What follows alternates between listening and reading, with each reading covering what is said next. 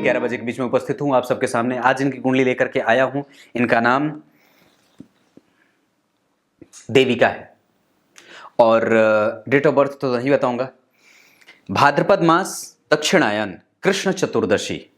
और इस आधार पर व्यक्ति स्वास्थ्य से अच्छा होगा, देखने में सुंदर। कृष्ण चतुर्दशी के जन्मे होने के कारण अब यहां पे चंद्रमा जो हो जाएंगे वो पापक हो जाएंगे, जो व्यक्ति के स्वास्थ्य को प्रभावित करते रहेंगे या कर सकते हैं। अगर चंद्रमा पे किसी पापक ग्रह की दृष्टि है, जैसे चंद्रमा के साथ सूर्य भी बैठ रहे हैं, इस वजह से यहाँ पे अमावस्या दोष लगेगा। कुंडली मिला करके ही विवाह करने की आवश्यकता होगी। मंगल यहाँ बैठे हैं, व्यक्ति अपने माता से और पिता से अगर चाहे तो एक सामान्य दूरी पे जाकर के रह सकता है, लेकिन चूंकि ये जो कुंडली बन रही है, केंद्र में जो राशियों का निर्माण हो रहा है, उस आधार पर व्यक्ति को बहुत ज्यादा दूर जाने की कोई आवश्यकता नहीं है। एक बात है कि व्यक्ति राजनीति में बड़ा लाभ प्राप्त कर सकता है, लॉ आदि के क्षेत्र में भी जा सकता है। ऐसी स्थिति में कि गुरु का प्रभाव और चंद्रमा को देखना, गुरु जो है वो अष्टम भाव के अधिपति होकर के चंद्रमा को देख रहे हैं, जो कि तृतीय भाव के अधिपति हैं। व्यक्ति परम मेहनती, आयु का मालिक, क्योंकि शनि जो है वो जन्म कुंडली में स्वग्रही होकर के बैठे हैं, आयु के कारक और आयु के अधिपति ने चंद्रमा को देखा है। तो यहाँ जो अमावस्या दोष का निर्माण हो रहा है उस पे गुरु की दृष्टि अच्छी है, पर और भी ज्यादा अच्छी हो सकती थी, क्योंकि ये वृषभ लग्न की कुंडली के लिए गुरु जो होते हैं वो पापी भाव के अधिपति हैं और लाभ के अधिपति होकर के दशम में बैठ करके चंद्रमा को देख रहे हैं, जो कि तृतीय भाव का अधिपति है। ऐसी स्थिति में कि लाभ के अधिपति गुरु तृतीय भाव के अधिपति चंद्रमा को देखेंगे और साथ ही साथ चतुर्थ स्थान को देखेंगे तो महाभाग्यशाली योग भी बनेगा। उस चंद्रमा के ऊपर किसी भी पापक ग्रह का कोई असर नहीं है, लेकिन वहां पे दो दो पापक ग्रह बैठे हैं साथ में, जो सूर्य और मंगल होते हैं। जो इनकी कुंडली के लिए सूर्य जो होते हैं वो चतुर्थ के अधिपति और मंगल इस कुंडली का मारक ग्रह, जो इस कुंडली के लिए सामान्यतया चंद्रमा को कमजोर कर सकता है, क्योंकि चंद्रमा की युति ऐसे ग्रह के साथ हो रही है जो इस कुंडली का सर्वाधिक कमजोर या बुरा ग्रह होता है। शिक्षक बनने का, वाणी से संबंधित काम करने का, आयु अच्छी है, लेकिन मघा नक्षत्र में जन्मे होने के कारण व्यक्ति जो है वो कई बार आरंभ में उसका स्वास्थ्य कमजोर रहता है। उसके पीछे का मूल कारण यह भी हो सकता है कि यहाँ शुक्र नीच के हो रहे हैं और बुध का उच्च भंग कर रहे हैं। तो पंचम भाव की स्थिति, पंचम भाव में दो दो शुभ ग्रह का बैठना, गुरु का केंद्र में जाना, और अगर ग्रह स्थिति आप अगर देखेंगे तो रविवार के जन्म होने के बाद अगर गुरु जो है वो वक्री हो रहे हैं, 0 डिग्री पे हैं, इस वजह से व्यक्ति के पढ़ाई में कई बार स्वास्थ्य के कारण, स्वास्थ्य के कमजोर होने के कारण कई बार अड़चने भी आएंगी।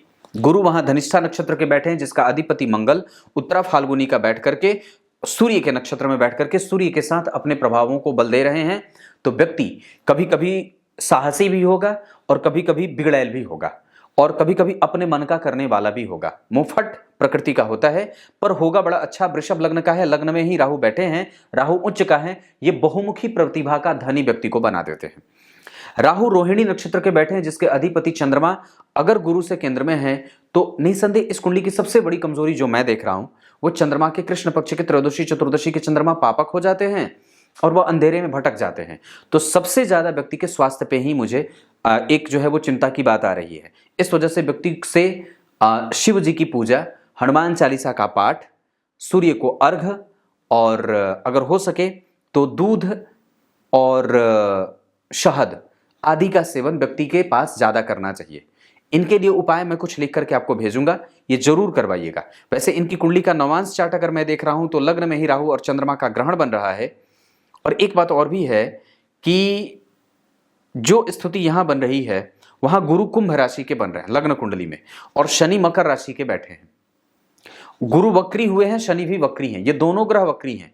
और बाकी के सारे ग्रह जो हैं वो अगर मंगल और सूर्य की स्थिति को देख रहे हैं तो वहां पे व्यक्ति के जीवन में नौकरी की स्थिति बड़ी अच्छी बन रही है, पद पे आसीन होने का प्रभाव भी दिख रहा है, क्योंकि सूर्य और मंगल और चंद्रमा तीनों का प्रभाव और गुरु का प्रभाव, ये सभी ग्रहों का प्रभाव दशम स्थान पे पड़ रहा है। ऐसी स्थिति में या तो दो बात हो जाती है, या तो व्यक्ति बहुत ज्यादा प्रभाव से संपन्न हो, या तो बिल्कुल ही कंफ्यूजन में रह जाए। पर कंफ्यूजन में रहने का प्रभाव ज्यादा दिख रहा है, इस वजह से व्यक्ति कंफ्यूजन में कैसे, तो स्वास्थ्य के कमजोर होने का।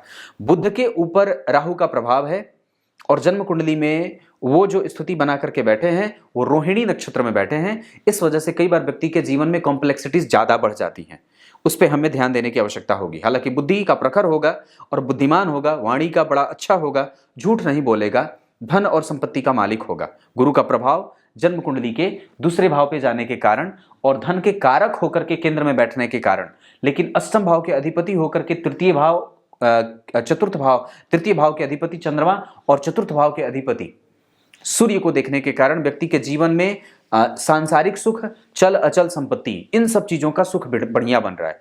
गले में चांदी का चंद्रमा व्यक्ति को पहनना चाहिए। शहद का इस्तेमाल और हल्दी का इस्तेमाल व्यक्ति को ज्यादा करना चाहिए। इससे सूर्य और गुरु का तत्व वृद्धि में जाता है।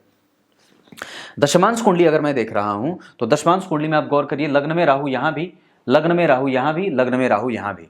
अब ये कई बार जीवन में कष्ट देने के प्रभाव को बढ़ा देते हैं और व्यक्ति में कंफ्यूजन कई बार ज्यादा बढ़ जाता है। लेकिन दशमांश कुंडली में शनि स्वग्रही हैं, लॉ का क्षेत्र बड़ा बढ़िया बनेगा, कंस्ट्रक्शन का क्षेत्र बड़ा अच्छा बनेगा, हार्डवेयर और सिविल लाइन ये इनके लिए बड़ी अच्छी क्षेत्र बन सकते हैं।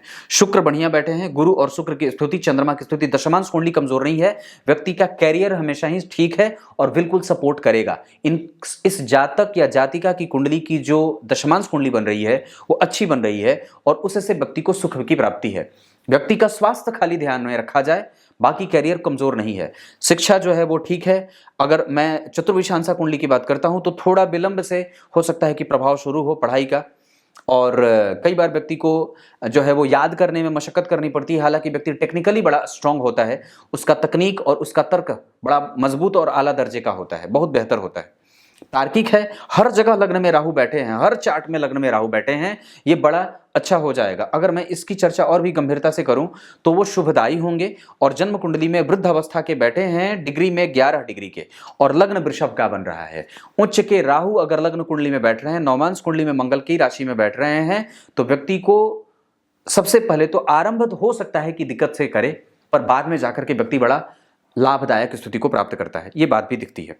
ये कुंडली में अगर मैं अभी और भी निकट से आकर के देखूं तो इस जातिका के लिए इनके हाथ से गणेश जी को 21 दुर्वा अर्पित करवाना चाहिए, ये बात बनती है। गणेश जी को बुधवार के बुधवार या प्रत्येक दिन भी इनके हाथ से गणेश जी को 21 दुर्वा अर्पित करवाना चाहिए। सत्यनारायण भगवान की कथा इसको सुनाना चाहिए अगर हो सके तो। अगर बहुत थोड़े और भी अच्छी स्थिति में जब व्यक्ति हो जाए, ये थोड़ी और बड़ी हो जाए, तो निसंदेह एक बात और भी बनती है कि व्यक्ति को हमेशा ही पूर्णिमा का व्रत कराया जाए। जीवन पर्यंत व्यक्ति अगर पूर्णिमा का व्रत करता रहे तो अच्छा रहेगा। इसका मंत्र जप अच्छा है, इसको मंत्र जप करवाया जा सकता है। पूजा पाठ में इनका मन बड़ा अच्छा लगेगा, ये स्थितियां अच्छी हैं। पर बाद में आगे की चर्चा आगे करूंगा। तब तक के लिए बहुत बहुत नमस्कार।